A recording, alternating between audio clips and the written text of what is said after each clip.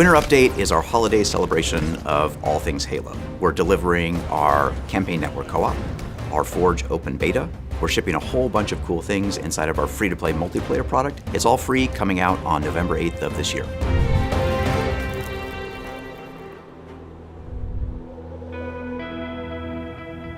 So for the Winter Update, we're releasing 2 new maps, a new mode, a 30-tier battle pass, 2 events, and match XP, and all of that is free. We have 2 official Forge-created maps coming in the Winter Update. There are 2 multiplayer arena maps. One's called Argyle, and one's called Detachment. Detachment has the first teleporter that's in an official Halo Infinite multiplayer map. From a gameplay perspective, having something where really a teleporter plays to like a flank or like kind of an assault on a position in a surprise way is super cool. And like I think the way it really worked into that map played out really well and adds a lot of counterplay to like people hanging out on the island and camping that space. Argyle is cool because it has this big kind of open central yard, and it has some really interesting flank routes around the sides. And so you can go like really just frontal assault and try to push your way in, or kind of be a little sneakier around the sides. Having this big kind of central courtyard has created a lot of really cool gameplay that feels different than a lot of things we have in Infinite so far.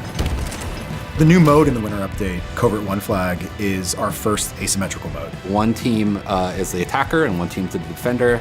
The attackers have unlimited active camo at their disposal, and then the defenders have the threat sensors. And so they're kind of, spotting, and it plays like a cat and mouse game, which is really fun. One of the biggest pieces of feedback that we've gotten since we launched is that people really want a system that gives them points, XP points, for just playing the game.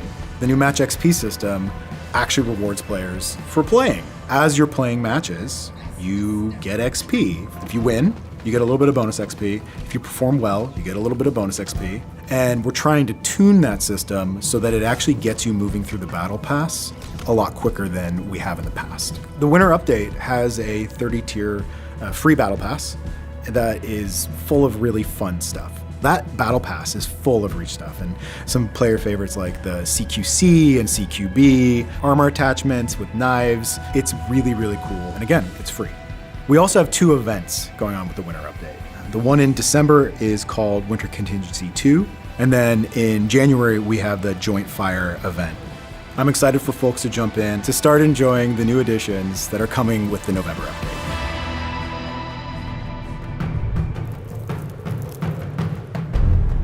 Campaign co-op has always been a big part of the Halo experience. Being able to play with your friends, do all sorts of cool and fun things together that you can't do in single player. And with Halo Infinite, we've made this much more expansive, wide open world. And with the release of Network Co-op, I'm just looking forward to people jumping in with their friends, exploring the world, having fun with our sandbox, just mixing it up and getting into that crazy, over-the-top Halo action in the campaign.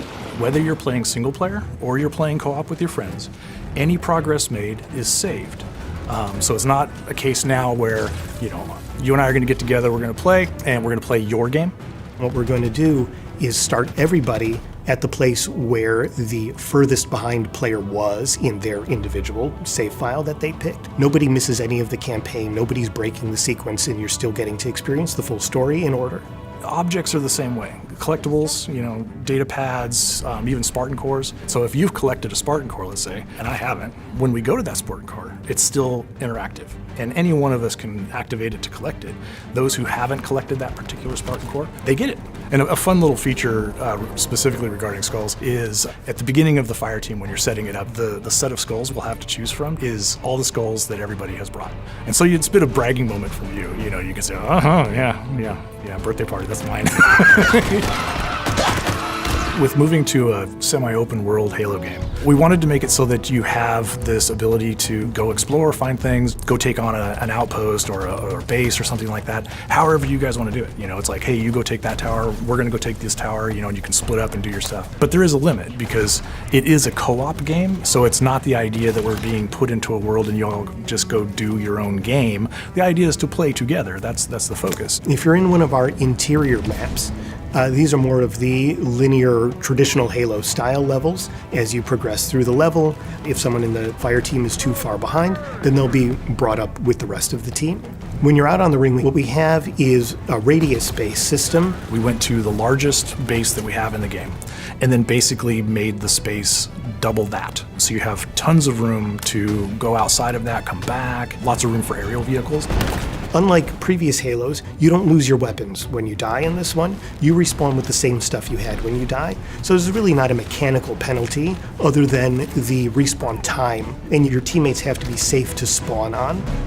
We're really diminishing sort of the domineering nature of the fire team leader, you know, because it is no longer the idea that we're playing the fire team leader's game. Everybody's playing their own games. Anybody can skip a narrative sequence. Anybody can pick up objects in the world. Anybody can trigger a mission replay, fast travel to a new location, trigger those kinds of things. A fun one is when you open up the TAC map and you place a marker, anybody can turn that back off. Griefing is a very important aspect of co-op. You can kill each other, which can be fun as well. Load everybody up into a Razorback and then just drive off a cliff and giggle the whole time. And then, of course, we've also got a bunch of new achievements, both for co-op and mission replay, that emphasize either playing together with friends, or in the case of the replay achievements, going back and revisiting parts of missions that you couldn't have visited before we had the mission replay feature. One of the achievements is basically you got to take out a certain number of enemies with a gravity hammer, hanging outside of a vehicle while you're doing it, which is pretty fun. The team here at 343, we've been working really hard on campaign co-op. We're excited to get it into your hands and see what you guys can come up with, see what kind of fun you get into. We call it chaosum because it's just awesome, the amount of chaos and just crazy stuff that you can do. And doing it together, it's just really, really fun.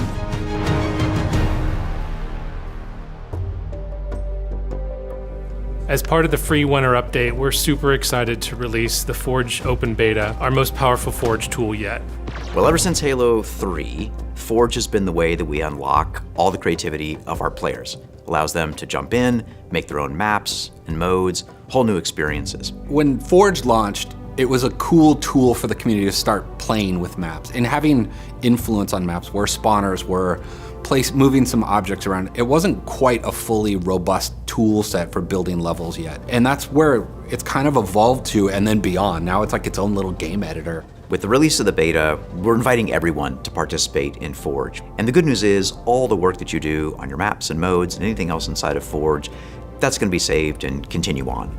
Basically, how Forge works is you go into Forge and you place a bunch of different kind of objects to create a space where players can play in. And then you decorate it with different materials or colors, lights, VFX, and audio. And they can then save them, they can share them, and then play them with other players. Even if you're not intending to play Forge, Forge has a lot to offer you because all those players who are making stuff with Forge will be available to you, and so you'll be able to create custom games and play that content with your friends. Our Forge system that people are going to experience with the winter update, it is at a whole other level. Like, there's nothing that we've done with Forge like this before, and the type of content that people are going to be able to make for Halo Infinite is insane. In Halo Infinite Forge, we've increased the object count to around 7,000 objects. In Halo 5, for comparison, it was 1,600 objects. As a forger, I think the thing that's going to surprise us a lot is be able to scale objects. Like, for example, like these objects look like these massive pipes are running underneath ground for this facility. It is literally just a small cable or a hose that he's scaled up and changed material on. I personally think scaling is going to be changing a lot of how these maps are going to be looking visually, and it's going to blur the line from a Forge map to a dev quality map. I'm excited about a lot of things, but I think I'm most excited about the visual scripting language. You know, this is the deepest players have been able to get inside our code, our scripting language. Even if you're not familiar with visual scripting systems, it's really easy to get started, to start to recombine things. You can drag nodes into your scripting space and draw out the events and the functions that you want to do in your map. We've been able to get you a lot closer to the systems.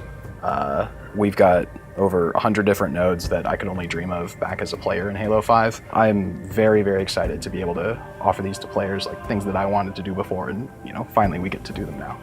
You know, whether it was Griffball or Infection, a whole bunch of things that are now core to Halo, all came from mode work inside of Forge. And I think with the new visual scripting system, players are going to have the ability to do even cooler, more interesting things than they've had a chance to do in the past. That's going to be super exciting.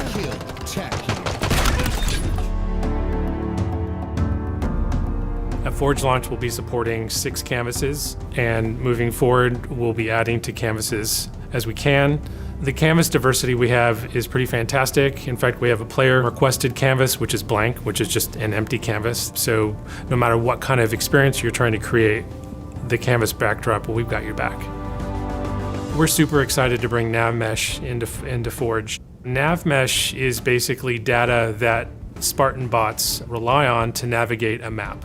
This is the first time that bot support has appeared in Forge in the Halo series. It always just blows me away, people's creativity, taking things that we've done and making them new again with their own imagination. We've already seen a lot of amazing content being created by the community and our Forge Council. It's super encouraging to already see before we've even released this what this thing is capable of, and the amount of content that they're going to be able to create. It's kind of unstoppable. The Forge Council is already making a wide variety of experiences. I've seen really amazing arena maps. I've seen crazy scripts. They are really pushing Forge. Once Forge releases, we're really going to be watching what comes out, because we want to find the cool, the best of, right? And surface those things to players in any way we can. The more we can take those things and kind of put them up on a pedestal and inside of the rest of our game and kind of let the rest of the community play them, that's super cool. And that's really the heart and spirit of what Forge is. What people should expect with Forge is that, much like the rest of the game, it's just going to continue to grow and evolve. As we add new game modes and new objects with Forge, or just, you know, in our suite of modes in general, we'll be bringing those things into Forge and adding some of that scripting functionality so that the players will have access to all that kind of stuff. Forge is going to evolve based on what the community wants, right? We've already started a good dialogue with the Forge Council. They've given us some good feedback. Once Forge goes live, I'm super excited to hear what the community says, because that's going to be our North Star in terms of what Forge turns into. On behalf of the entire Forge team, we are so excited to see what the community makes with Forge. It's been a long journey, and we're excited to finally share this with you. I think this is the start of a new part of the journey of Infinite, and where we continue to evolve as a service, and how the game will continue to expand alongside of the community as we keep releasing new features and making the game crazier and more fun. The Forge Open Beta is available on November 8th, along with Campaign Network Co-op and Mission Replay, and some great additions to our multiplayer experience.